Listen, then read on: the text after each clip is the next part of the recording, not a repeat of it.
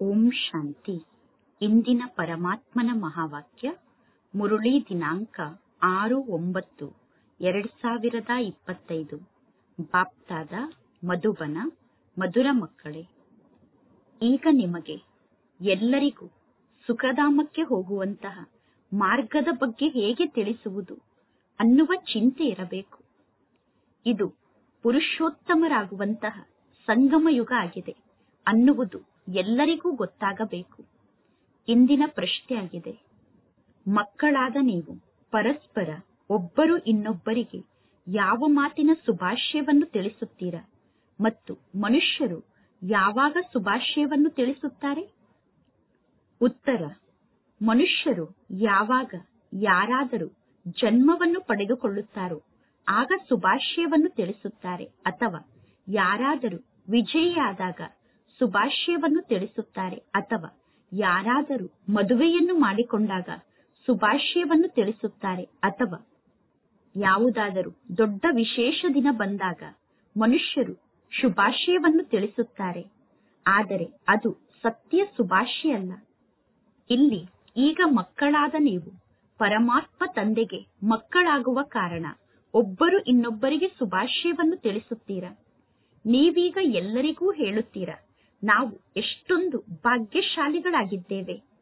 ಈಗ ನಾವೆಲ್ಲರೂ ದುಃಖದಿಂದ ಮುಕ್ತಾಗಿ ಸುಖಧಾಮಕ್ಕೆ ಹೋಗುತ್ತೇವೆ. ಆದ್ದರಿಂದ ನಾವು ಬಹಳಷ್ಟು ಭಾಗ್ಯಶಾಲಿಗಳಾಗಿದ್ದೇವೆ. ಈಗ ನಿಮಗೆ ನಿಮ್ಮ ಮನಸ್ಸಿನ ಆಂತರ್ಯದಲ್ಲೇ ಖುಷಿಯಾಗುತ್ತದೆ. ಓಂ ಶಾಂತಿ. ಬೇಹದ್ದಿನ ತಂದೆ ಕುಳಿತು ಬೇಹದ್ದಿನ ಮಕ್ಕಳಿಗೆ ತಿಳಿಸುತ್ತಾರೆ. ಬೇಹದ್ದಿನ ತಂದೆ ಯಾರಾಗಿದ್ದಾರೆ ಅನ್ನುವ ಪ್ರಶ್ನೆ ಈಗ ಉತ್ಪನ್ನ ಆಗುತ್ತದೆ. ಈಗ ನಿಮಗೆ ಗೊತ್ತಿದೆ, ಸರ್ವರಿಗೂ ತಂದೆ ಒಬ್ಬ ಪರಮಾತ್ಮ ಆಗಿದ್ದಾರೆ. ಆ ಪರಮಾತ್ಮ ತಂದೆಗೆ ಪರಂಪಿತ ಎಂದು ಕರೆಯಲಾಗುತ್ತದೆ. ಲೌಕಿಕ ತಂದೆಗೆ ಪರಂಪಿತ ಎಂದು ಕರೆಯುವುದಿಲ್ಲ. ಪರಂಪಿತ ಒಬ್ಬರೇ ಆಗಿದ್ದಾರೆ. ಪರಂಪಿತ ಒಬ್ಬರೇ ಇದ್ದಾರೆ. ಎಲ್ಲಾ ಮಕ್ಕಳು ಆ ಪರಂಪಿತ ಪರಮಾತ್ಮ ತಂದೆಯನ್ನು ಮರೆತು ಬಿಟ್ಟಿದ್ದಾರೆ. ಪರಂಪಿತ ಪರಮಾತ್ಮ ತಂದೆ ಯಾವ ತಂದೆ ದುಃಖಹರ್ತ ಸುಖಕರ್ತ ಆಗಿದ್ದಾರೋ ಆ ತಂದೆಯ ಬಗ್ಗೆ ಮಕ್ಕಳಾದ ನಿಮಗೆ ಮಾತ್ರ ಗೊತ್ತಿದೆ. ಪರಮಾತ್ಮ ತಂದೆ ಹೇಗೆ ನಮ್ಮ ದುಃಖವನ್ನು ದೂರ ಮಾಡುತ್ತಿದ್ದಾರೆ, ಪುನಃ ನಮ್ಮನ್ನು ಹೇಗೆ ಸುಖ ಶಾಂತಿಯ ಜಗತ್ತಿಗೆ ಕರೆದುಕೊಂಡು ಹೋಗುತ್ತಾರೆ ಅನ್ನುವುದು ಮಕ್ಕಳಾದ ನಿಮಗೆ ಗೊತ್ತಿದೆ. ಎಲ್ಲರೂ ಸುಖದ ಜಗತ್ತಿಗೆ ಹೋಗುವುದಿಲ್ಲ. ಕೆಲವರು ಸುಖದ ಜಗತ್ತಿಗೆ ಹೋಗುತ್ತಾರೆ, ಇನ್ನು ಕೆಲವರು ಶಾಂತಿಯ ಜಗತ್ತಿಗೆ ಹೋಗುತ್ತಾರೆ. ಕೆಲವರು ಸತ್ಯಯುಗದಲ್ಲಿ ಬಂದು ಪಾತ್ರವನ್ನು ಅಭಿನಯ ಮಾಡುತ್ತಾರೆ. ಕೆಲವರು ತ್ರೇತಾಯುಗದಲ್ಲಿ ಬಂದು ಪಾತ್ರವನ್ನು ಅಭಿನಯ ಮಾಡುತ್ತಾರೆ. ಕೆಲವರು ದ್ವಾಪರ ಯುಗದಲ್ಲಿ ಬರುತ್ತಾರೆ. ನೀವು ಸತ್ಯಯುಗದಲ್ಲಿ ನಿವಾಸವನ್ನು ಮಾಡುತ್ತೀರಾ. ನೀವು ಸತ್ಯಯುಗದಲ್ಲಿ ಇದ್ದಾಗ ಉಳಿದ ಎಲ್ಲಾ ಆತ್ಮರು ಮುಕ್ತಿಧಾಮದಲ್ಲಿ ಇರುತ್ತಾರೆ. ಆ ಮುಕ್ತಿಧಾಮಕ್ಕೆ ಈಶ್ವರನ ಮನೆ ಎಂದು ಕರೆಯಲಾಗುತ್ತದೆ. ಮುಸಲ್ಮಾನರು ಯಾವಾಗ ನಮಾಜನ್ನು ಓದುತ್ತಾರೋ ಆಗ ಎಲ್ಲರೂ ಸೇರಿ ಆ ಪರಮಾತ್ಮ ತಂದೆಯ ಪ್ರಾರ್ಥನೆಯನ್ನು ಮಾಡುತ್ತಾರೆ. ಏಕೆ ಪ್ರಾರ್ಥನೆಯನ್ನು ಮಾಡುತ್ತಾರೆ? ಸ್ವರ್ಗಕ್ಕೆ ಹೋಗುವುದಕ್ಕೋಸ್ಕರ ಪರಮಾತ್ಮ ತಂದೆಯ ಬಗ್ಗೆ ಪ್ರಾರ್ಥನೆಯನ್ನು ಮಾಡುತ್ತಾರೋ, ಅಥವಾ ಪರಮಾತ್ಮ ತಂದೆಯ ಬಳಿ ಹೋಗುವುದಕ್ಕೋಸ್ಕರ ಪರಮಾತ್ಮ ತಂದೆಯ ಬಗ್ಗೆ ಪ್ರಾರ್ಥನೆಯನ್ನು ಮಾಡುತ್ತಾರೋ? ಪರಮಾತ್ಮ ತಂದೆಯ ಮನೆಗೆ ಸ್ವರ್ಗ ಎಂದು ಕರೆಯುವುದಿಲ್ಲ. ಪರಮಾತ್ಮ ತಂದೆಯ ಮನೆಯಲ್ಲಿ ಆತ್ಮರು ಶಾಂತಿಯಲ್ಲಿ ಇರುತ್ತಾರೆ. ಪರಮಾತ್ಮ ತಂದೆಯ ಮನೆಯಲ್ಲಿ ಶರೀರ ಸಹಿತವಾಗಿ ಆತ್ಮರು ಇರುವುದಿಲ್ಲ. ಎಲ್ಲರಿಗೂ ಇದಂತೂ ಗೊತ್ತಿದೆ, ಪರಮಾತ್ಮ ತಂದೆಗೆ ಶರೀರವೇ ಇಲ್ಲ. ಆದರೆ ಆತ್ಮರಾದ ನಾವು ಪರಮಾತ್ಮ ತಂದೆಯ ಬಳಿ ಹೋಗುತ್ತೇವೆ. ಈಗ ಕೇವಲ ಆ ಪರಮಾತ್ಮ ತಂದೆಯನ್ನು ನೆನಪು ಮಾಡುವುದರಿಂದ ಯಾರೂ ಪವಿತ್ರರಾಗುವುದಿಲ್ಲ. ಏಕೆಂದರೆ ಪರಮಾತ್ಮ ತಂದೆಯ ಬಗ್ಗೆ ಯಾರಿಗೂ ಗೊತ್ತಿಲ್ಲ. ಈಗ ಸುಖ ಮತ್ತು ಶಾಂತಿಯ ಆಸ್ತಿಯನ್ನು ಪರಮಾತ್ಮ ತಂದೆ ಹೇಗೆ ನೀಡುತ್ತಿದ್ದಾರೆ ಅನ್ನುವ ಸಲಹೆಯನ್ನು ಮನುಷ್ಯರಿಗೆ ಹೇಗೆ ನೀಡುವುದು? ವಿಶ್ವದಲ್ಲಿ ಶಾಂತಿ ಹೇಗೆ ಸ್ಥಾಪನೆ ಆಗುತ್ತದೆ? ವಿಶ್ವದಲ್ಲಿ ಯಾವಾಗ ಶಾಂತಿ ಇತ್ತು ಅನ್ನುವ ಮಾತನ್ನು ಜಗತ್ತಿನ ಜನರಿಗೆ ಹೇಗೆ ತಿಳಿಸುವುದು? ಯಾರು ಸೇವಾದಾರಿ ಮಕ್ಕಳಾಗಿದ್ದಾರೋ, ನಂಬರ್ ವಾರ್ ಪುರುಷಾರ್ಥದ ಅನುಸಾರ ಅವರ ಮನಸ್ಸಿನಲ್ಲಿ ಈ ಜ್ಞಾನದ ಚಿಂತನೆ ನಡೆಯುತ್ತಿರುತ್ತದೆ. ಬ್ರಹ್ಮ ಮುಖೋಂಶಾವಳಿ ಬ್ರಾಹ್ಮಣರಾದ ನಿಮಗೆ ಪರಮಾತ್ಮ ತಂದೆ ತಮ್ಮ ಪರಿಚಯವನ್ನು ನೀಡಿದ್ದಾರೆ ಮತ್ತು ಜಗತ್ತಿನಲ್ಲಿರುವ ಎಲ್ಲಾ ಮನುಷ್ಯರ ಪಾತ್ರದ ಪರಿಚಯವನ್ನು ನೀಡಿದ್ದಾರೆ. ಈಗ ನಾವು ಎಲ್ಲಾ ಮನುಷ್ಯರಿಗೆ ಪರಮಾತ್ಮ ತಂದೆಯ ಪರಿಚಯವನ್ನು ಹೇಗೆ ನೀಡುವುದು ಮತ್ತು ರಚನೆಯ ಪರಿಚಯವನ್ನು ಹೇಗೆ ನೀಡುವುದು? ಪರಮಾತ್ಮ ತಂದೆ ಎಲ್ಲರಿಗೂ ತಿಳಿಸುತ್ತಾರೆ, ಸ್ವಯಂ ಅನ್ನು ಆತ್ಮ ಎಂದು ತಿಳಿದುಕೊಂಡು ತಂದೆಯಾದ ನನ್ನನ್ನು ನೀವು ನೆನಪು ಮಾಡಿ. ಆಗ ನೀವು ಪರಮಾತ್ಮ ತಂದೆಯ ಮನೆಗೆ ಹೋಗುತ್ತೀರಾ. ಚಿನ್ನದ ಯುಗ ಅಥವಾ ಸ್ವರ್ಗಕ್ಕೆ ಎಲ್ಲರೂ ಹೋಗುವುದಿಲ್ಲ. ಸುವರ್ಣ ಯುಗದಲ್ಲಿ ಕೇವಲ ಒಂದೇ ಒಂದು ಧರ್ಮ ಇರುತ್ತದೆ. ಸತ್ಯಯುಗದಲ್ಲಿ ಒಂದೇ ಒಂದು ಧರ್ಮ ಇರುತ್ತದೆ. ಉಳಿದ ಎಲ್ಲಾ ಆತ್ಮರು ಶಾಂತಿಧಾಮದಲ್ಲಿ ಇರುತ್ತಾರೆ. ಇದರಲ್ಲಿ ಯಾರು ಮುನಿಸಿಕೊಳ್ಳುವಂತಹ ಮಾತೇ ಇಲ್ಲ. ಮನುಷ್ಯರು ಶಾಂತಿ ಸಿಗಬೇಕು ಎಂದು ಬೇಡುತ್ತಾರೆ. ಪರಮಾತ್ಮ ತಂದೆಯ ಮನೆಯಲ್ಲಿ ಆ ಶಾಂತಿ ಸಿಗುತ್ತದೆ ಅಥವಾ ಗಾಡ್ ಫಾದರ್ನ ಮನೆಯಲ್ಲಿ ಆ ಶಾಂತಿ ಇದೆ. ಎಲ್ಲಾ ಆತ್ಮರು ಶಾಂತಿಧಾಮದಿಂದ ಈ ಸೃಷ್ಟಿಗೆ ಬರುತ್ತಾರೆ. ನಂತರ ಪುನಃ ನಾಟಕ ಮುಗಿದ ತಕ್ಷಣ ಎಲ್ಲರೂ ಶಾಂತಿಧಾಮಕ್ಕೆ ಹೋಗುತ್ತಾರೆ. ಪರಮಾತ್ಮ ತಂದೆ ಈ ಪತಿತ ಜಗತ್ತಿನಿಂದ ಎಲ್ಲರನ್ನೂ ವಾಪಸ್ ಕರೆದುಕೊಂಡು ಹೋಗುವುದಕ್ಕೋಸ್ಕರ ಬರುತ್ತಾರೆ. ನಾವೀಗ ಶಾಂತಿಧಾಮಕ್ಕೆ ಹೋಗುತ್ತೇವೆ, ನಂತರ ಪುನಃ ಸುಖಧಾಮದಲ್ಲಿ ಬರುತ್ತೇವೆ ಅನ್ನುವ ವಿಚಾರ ಮಕ್ಕಳಾದ ನಿಮ್ಮ ಬುದ್ಧಿಯಲ್ಲಿ ಇದೆ. ಈಗ ಇದು ಪುರುಷೋತ್ತಮ ಸಂಗಮ ಯುಗ ಆಗಿದೆ. ಪುರುಷೋತ್ತಮರು ಅಂದರೆ ಉತ್ತಮರಿಗಿಂತ ಉತ್ತಮ ಪುರುಷರು. ಎಲ್ಲಿಯವರೆಗೂ ಆತ್ಮ ಪವಿತ್ರ ಆಗುವುದಿಲ್ಲವೋ ಅಲ್ಲಿಯವರೆಗೂ ಉತ್ತಮ ಪುರುಷ ಆಗಲು ಸಾಧ್ಯ ಇಲ್ಲ. ಈಗ ತಂದೆ ನಿಮಗೆ ತಿಳಿಸುತ್ತಾರೆ, ತಂದೆಯಾದ ನನ್ನನ್ನು ನೀವು ನೆನಪು ಮಾಡಿ ಮತ್ತು ಈ ಸೃಷ್ಟಿ ಚಕ್ರವನ್ನು ಅರ್ಥ ಮಾಡಿಕೊಳ್ಳಿ. ಅದರ ಜೊತೆಗೆ ದೈವಿ ಗುಣವನ್ನೂ ಕೂಡ ಧಾರಣೆ ಮಾಡಿಕೊಳ್ಳಿ. ಈ ಸಮಯದಲ್ಲಿ ಎಲ್ಲಾ ಮನುಷ್ಯರ ನಡತೆ ಕೆಟ್ಟು ಹೋಗಿದೆ. ಹೊಸ ಜಗತ್ತಿನಲ್ಲಿ ನಿಮ್ಮ ನಡತೆ ಬಹಳಷ್ಟು ಫಸ್ಟ್ ಕ್ಲಾಸ್ ಆಗಿರುತ್ತದೆ. ಭಾರತದ ನಿವಾಸಿಗಳೇ ಶ್ರೇಷ್ಠ ನಡತೆ ಉಳ್ಳಂತವರಾಗುತ್ತಾರೆ. ಶ್ರೇಷ್ಠ ನಡತೆ ಉಳ್ಳಂತಹ ದೇವತೆಗಳ ಸಮ್ಮುಖಕ್ಕೆ ಹೋಗಿ ಕನಿಷ್ಠ ನಡತೆ ಉಳ್ಳಂತಹ ಮನುಷ್ಯರು ತಲೆಯನ್ನು ಬಾಗಿಸಿ ನಮಸ್ಕಾರವನ್ನು ಮಾಡುತ್ತಾರೆ. ಆ ದೇವತೆಗಳ ನಡತೆಯ ಬಗ್ಗೆ ವರ್ಣನೆಯನ್ನು ಮಾಡುತ್ತಾರೆ.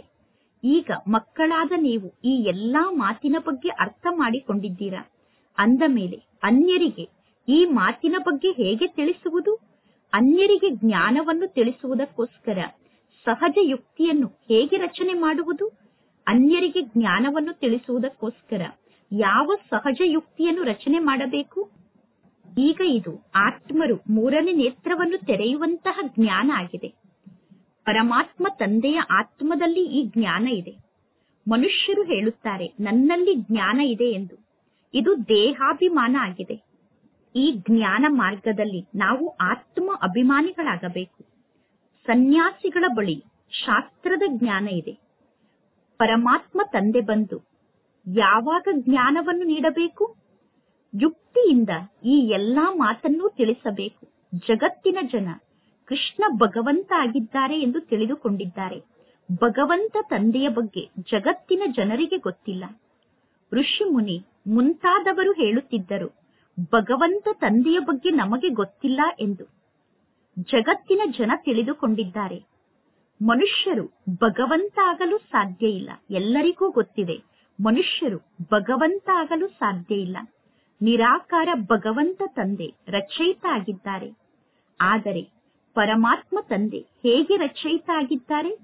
ಪರಮಾತ್ಮ ತಂದೆಯ ನಾಮ, ರೂಪ, ದೇಶ, ಕಾಲ ಏನಾಗಿದೆ? ಜಗತ್ತಿನ ಜನ ಹೇಳುತ್ತಾರೆ ಪರಮಾತ್ಮ ತಂದೆ ನಾಮರೂಪದಿಂದ ಭಿನ್ನ ಆಗಿದ್ದಾರೆ ಎಂದು. ನಾಮರೂಪದಿಂದ ಭಿನ್ನ ಆದಂತಹ ವಸ್ತು ಹೇಗೆ ಇರಲು ಸಾಧ್ಯ ಅನ್ನುವ ಮಾತು ಕೂಡ ಜನರಿಗೆ ಗೊತ್ತಿಲ್ಲ. ನಾಮರೂಪದಿಂದ ಭಿನ್ನ ಆದಂತಹ ವಸ್ತು ಇರುವುದು ಅಸಾಧ್ಯದ ಮಾತಾಗಿದೆ. ಒಂದು ವೇಳೆ ಕಲ್ಲಿನಲ್ಲಿ, ಮಣ್ಣಿನಲ್ಲಿ ಪರಮಾತ್ಮ ತಂದೆ ಇದ್ದಾರೆ, ಆಮೆ ಮತ್ತು ಮೀನು ಎಲ್ಲದರಲ್ಲೂ ಪರಮಾತ್ಮ ತಂದೆ ಇದ್ದಾರೆ ಎಂದು ಜಗತ್ತಿನ ಜನ ಹೇಳುತ್ತಿದ್ದಾರೆ ಅಂದ ಮೇಲೆ ಅದು ಕೂಡ ನಾಮ ಮತ್ತು ರೂಪ ಆಗಿದೆ ತಾನೆ. ಆದರೆ ಪರಮಾತ್ಮ ತಂದೆ ಈ ರೀತಿ ಪ್ರಾಣಿಗಳಲ್ಲಿ, ಕಲ್ಲಿನಲ್ಲಿ, ಮಣ್ಣಿನಲ್ಲಿ ಇರಲು ಸಾಧ್ಯ ಇಲ್ಲ. ಮನುಷ್ಯರು ಒಮ್ಮೆ ಒಂದು ರೀತಿ ಮಾತನ್ನು ಹೇಳಿದರೆ ಇನ್ನೊಮ್ಮೆ ಇನ್ನೊಂದು ರೀತಿಯ ಮಾತು ಹೇಳುತ್ತಿರುತ್ತಾರೆ. ಮಕ್ಕಳಾದ ನಿಮ್ಮ ಮನಸ್ಸಿನಲ್ಲಿ ಹಗಲು ರಾತ್ರಿ ಮನುಷ್ಯರಿಗೆ ಹೇಗೆ ಜ್ಞಾನವನ್ನು ತಿಳಿಸುವುದು ಅನ್ನುವ ಚಿಂತನೆ ನಡೆಯುತ್ತಿರಬೇಕು. ಈಗ ಮನುಷ್ಯರಿಂದ ದೇವತೆ ಆಗುವಂತಹ ಪುರುಷೋತ್ತಮ ಸಂಗಮ ಯುಗ ಇದಾಗಿದೆ. ಮನುಷ್ಯರು ದೇವತೆಗಳಿಗೆ ನಮಸ್ಕಾರವನ್ನು ಮಾಡುತ್ತಾರೆ. ಮನುಷ್ಯರು ಮನುಷ್ಯರಿಗೆ ನಮಸ್ಕಾರವನ್ನು ಮಾಡುವುದಿಲ್ಲ. ಮನುಷ್ಯರು ಭಗವಂತ ತಂದೆಗೆ ನಮಸ್ಕಾರವನ್ನು ಮಾಡಬೇಕಾಗುತ್ತದೆ ಅಥವಾ ದೇವತೆಗಳಿಗೆ ನಮಸ್ಕಾರವನ್ನು ಮಾಡಬೇಕಾಗುತ್ತದೆ. ಮುಸಲ್ಮಾನರು ಕೂಡ ಭಕ್ತಿಯನ್ನು ಮಾಡುತ್ತಾರೆ, ಅಲ್ಲಾಹನನ್ನು ನೆನಪು ಮಾಡುತ್ತಾರೆ. ನಿಮಗೆ ಗೊತ್ತಿದೆ, ಜಗತ್ತಿನ ಜನ ಅಲ್ಲಾಹನ ಬಳಿ ಹೋಗಿ ತಲುಪಲು ಸಾಧ್ಯ ಇಲ್ಲ.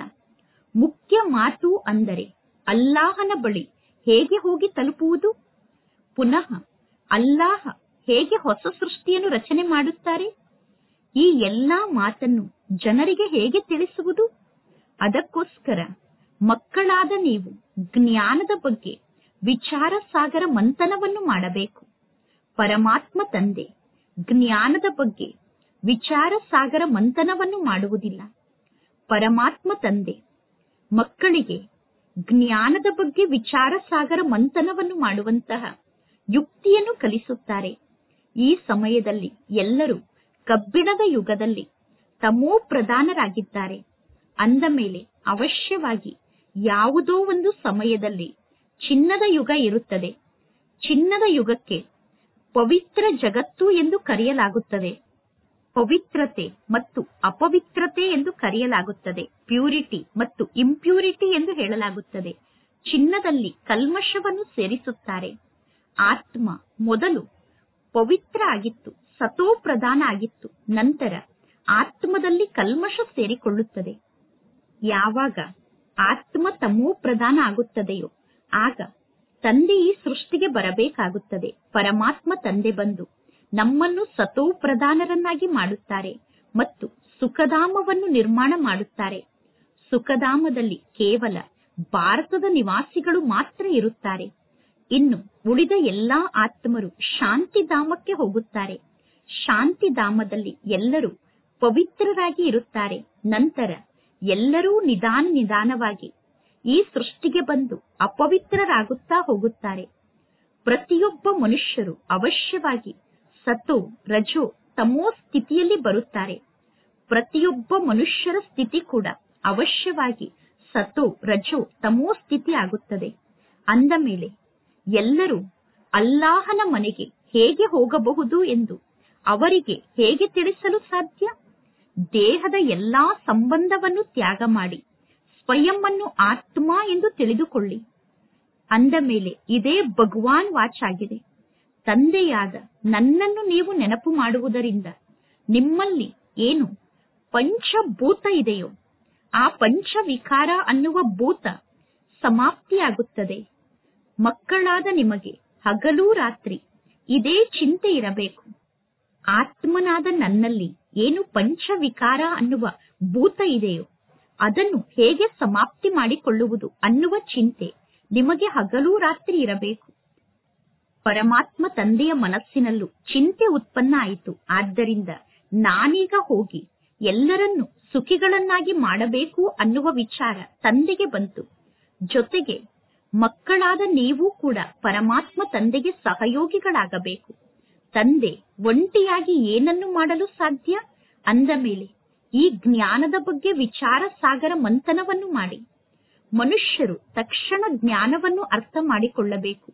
ಅದಕ್ಕೋಸ್ಕರ ಅಂತಹ ಉಪಾಯವನ್ನು ರಚನೆ ಮಾಡುವುದು ಹೇಗೆ ಅನ್ನುವ ಯುಕ್ತಿಯನ್ನು ರಚನೆ ಮಾಡಿ. ಇದು ಪುರುಷೋತ್ತಮ ಸಂಗಮ ಯುಗ ಆಗಿದೆ. ಈ ಸಮಯದಲ್ಲೇ ಮನುಷ್ಯರು ಪುರುಷೋತ್ತಮರಾಗಲು ಸಾಧ್ಯ. ಮೊದಲು ಶ್ರೇಷ್ಠ ಆತ್ಮರು ಇರುತ್ತಾರೆ. ಶ್ರೇಷ್ಠ ಆತ್ಮರೇ ನಂತರ ಕೆಳಗಡೆ ಬಿದ್ದು ಕನಿಷ್ಠರಾಗುತ್ತಾರೆ. ಆತ್ಮರು ಈ ಸೃಷ್ಟಿಗೆ ಬಂದ ತಕ್ಷಣ ಆದಿಯ ಸಮಯದಲ್ಲೇ ಕೆಳಗಡೆ ಬೀಳುವುದಿಲ್ಲ.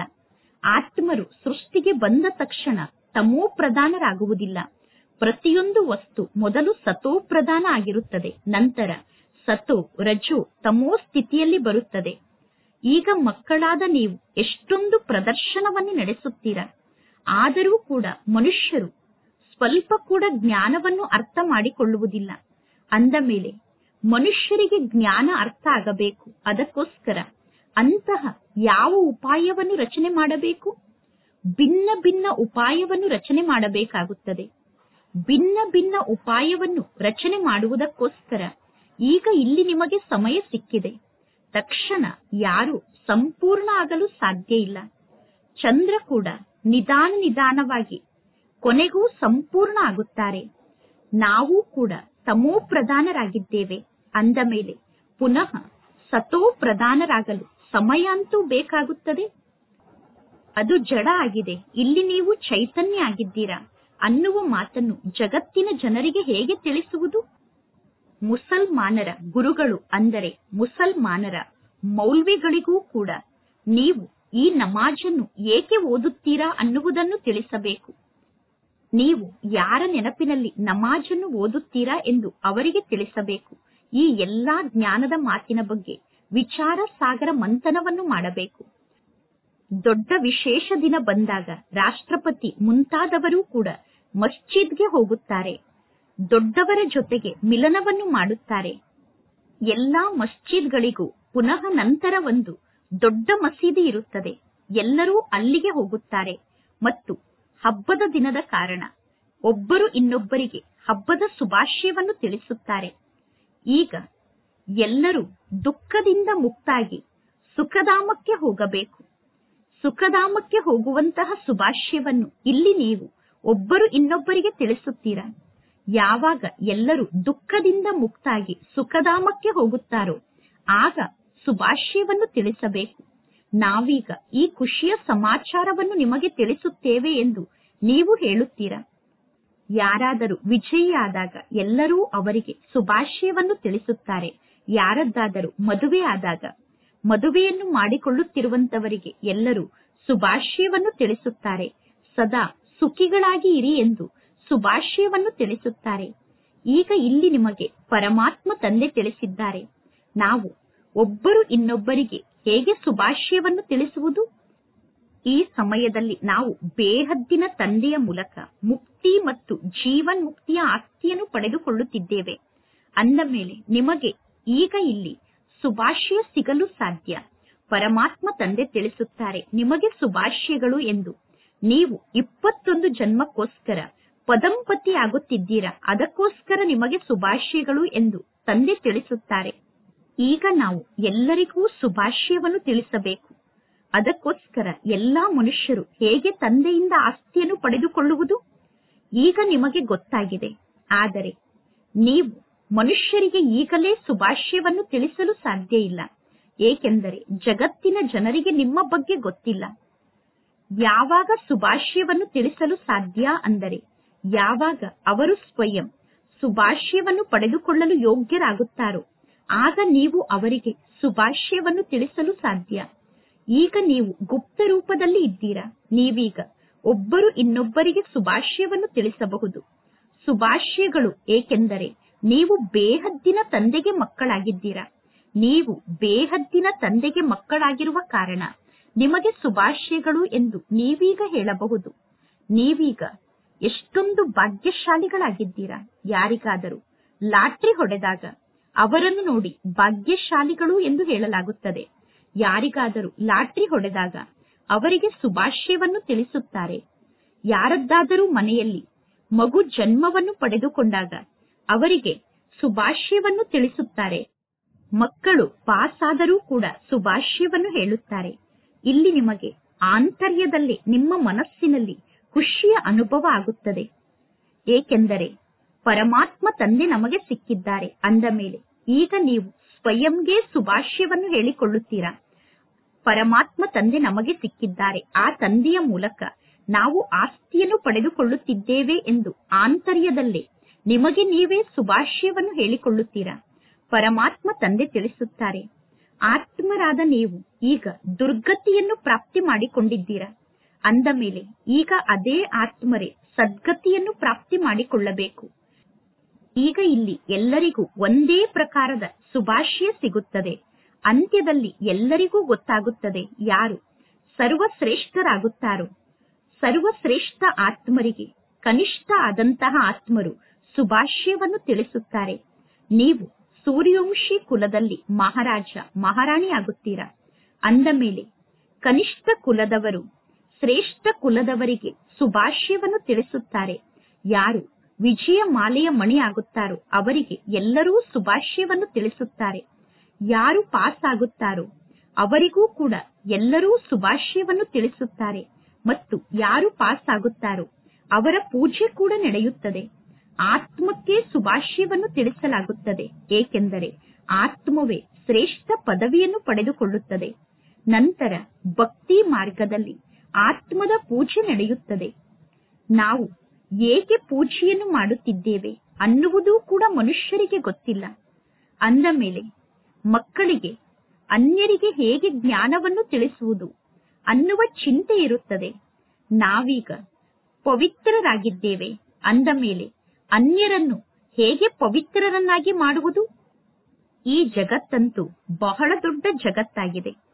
ಮನೆ ಮನೆಯಲ್ಲಿ ಇರುವಂತಹ ಎಲ್ಲಾ ಆತ್ಮರಿಗೂ ತಂದೆಯ ಸಂದೇಶವನ್ನು ತಲುಪಿಸಬೇಕು. ಅದಕ್ಕೋಸ್ಕರ ಏನನ್ನು ಮಾಡಬೇಕು? ಏರೋಪ್ಲೇನ್ನಿಂದ ಪಾಂಪ್ಲೆಂಟ್ ಅನ್ನು ಕೆಳಗಡೆ ಬೀಳಿಸಿದರೆ ಎಲ್ಲರಿಗೂ ಆ ಪಾಂಪ್ಲೆಂಟ್ ಸಿಗುವುದಿಲ್ಲ.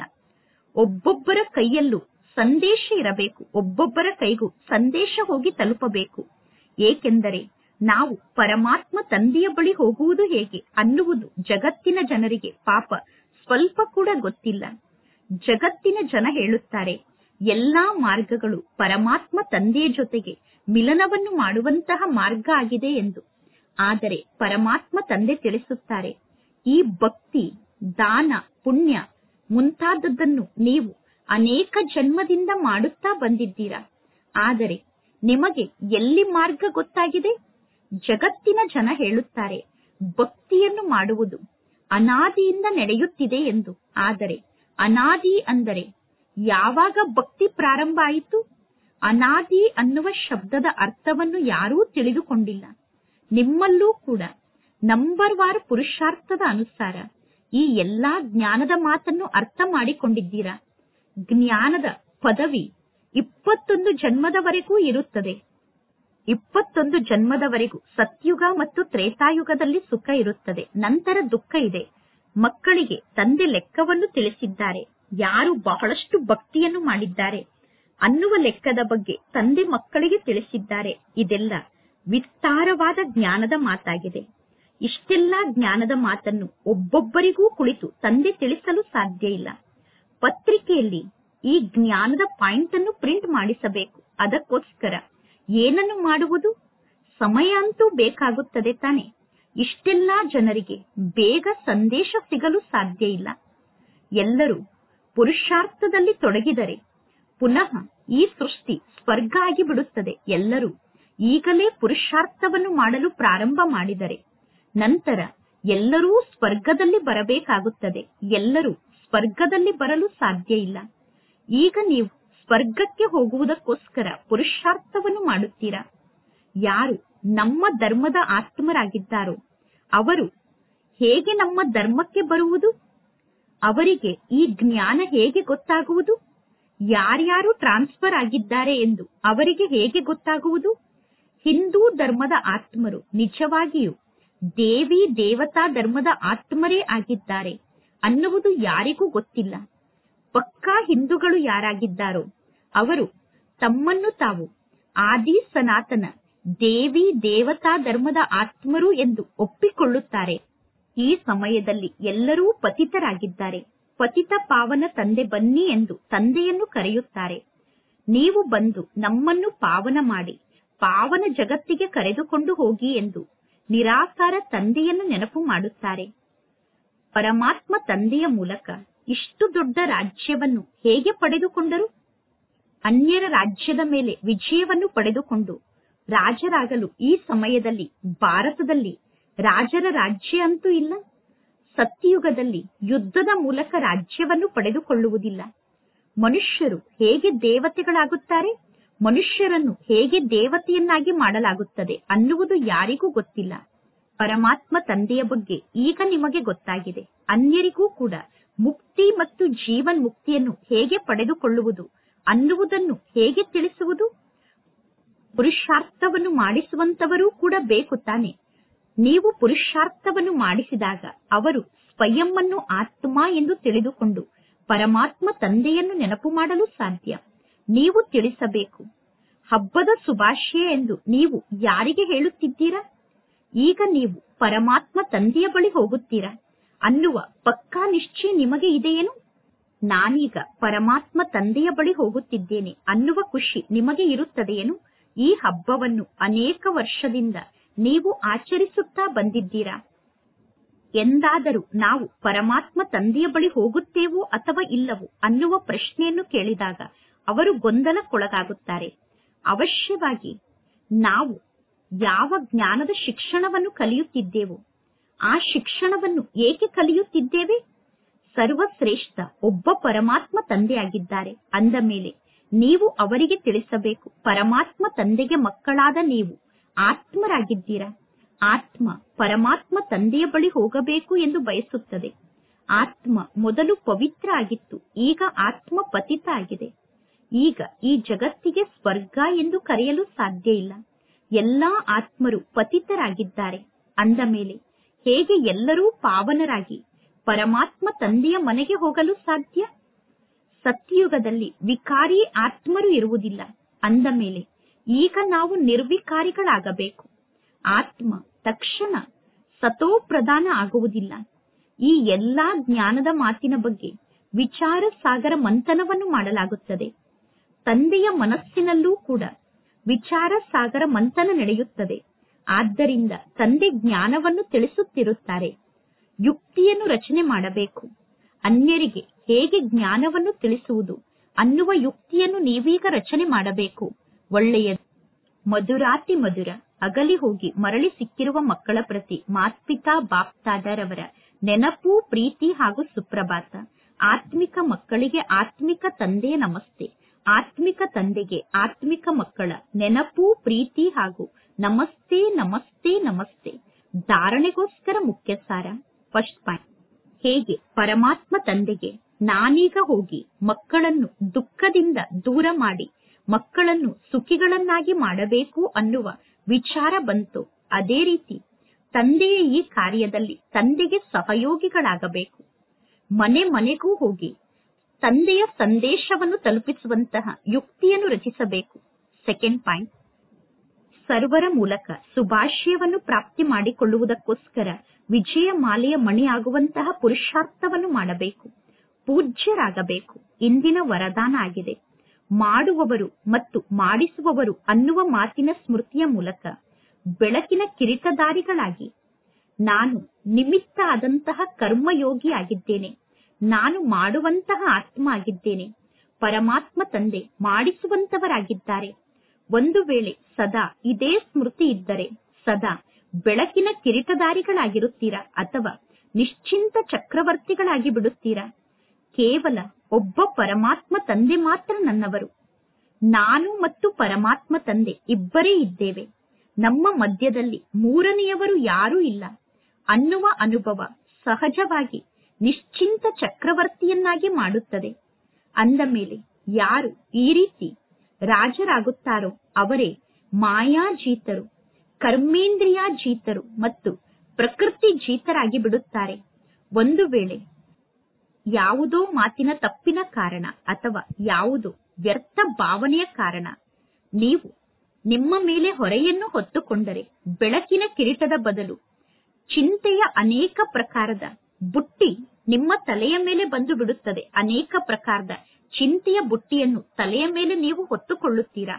ಆದ್ದರಿಂದ ಈಗ ನೀವು ಯಾವುದೇ ವ್ಯರ್ಥ ಚಿಂತನೆಯನ್ನು ಮಾಡಬಾರದು ಮತ್ತು ಯಾವುದೇ ಮಾತಿನ ಹೊರೆಯನ್ನು ಹೊತ್ತುಕೊಳ್ಳಬಾರದು.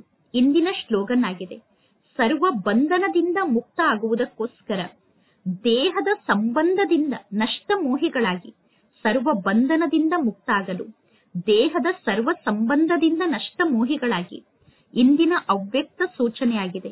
ಈಗ ಆಸಕ್ತಿಯ ಅಗ್ನಿಯನ್ನು ಪ್ರಜ್ವಲಿತಗೊಳಿಸಿಕೊಂಡು ಯೋಗವನ್ನು ಜ್ವಾಲಾ ಸ್ವರೂಪದ ಯೋಗವನ್ನಾಗಿ ಮಾಡಿಕೊಳ್ಳಿ. ಯೋಗದಲ್ಲಿ ಯಾವಾಗ ಎಲ್ಲಾ ಸಂಕಲ್ಪಗಳು ಶಾಂತ ಆಗುತ್ತದೆಯೋ ಆಗ ನಾನು ಮತ್ತು ಪರಮಾತ್ಮ ತಂದೆ ಅನ್ನುವ ಒಂದೇ ಸಂಕಲ್ಪ ಇರುತ್ತದೆ. ನಾನು ಮತ್ತು ತಂದೆ ಅನ್ನುವ ಒಂದೇ ಸಂಕಲ್ಪದಲ್ಲಿ ಸ್ಥಿತ ಆದರೆ ಆ ಯೋಗಕ್ಕೆ ಶಕ್ತಿಶಾಲಿ ಯೋಗ ಎಂದು ಕರೆಯಲಾಗುತ್ತದೆ. ಪರಮಾತ್ಮ ತಂದೆಯ ಜೊತೆಗೆ ಮಿಲನವನ್ನು ಮಾಡುವಂತಹ ಅನುಭವವನ್ನು ಬಿಟ್ಟು ಉಳಿದ ಎಲ್ಲಾ ಸಂಕಲ್ಪಗಳು ಸಮಾವೇಶ ಆಗಿಬಿಡಬೇಕು. ಆಗ ಜ್ವಾಲಾ ಸ್ವರೂಪದ ನೆನಪು ಎಂದು ನಿಮ್ಮ ನೆನಪಿಗೆ ಕರೆಯಲಾಗುತ್ತದೆ. ಈ ನೆನಪಿನ ಮೂಲಕ ಪರಿವರ್ತನೆ ಆಗುತ್ತದೆ. ಒಳ್ಳೆಯದು. ಓಂ ಶಾಂತಿ.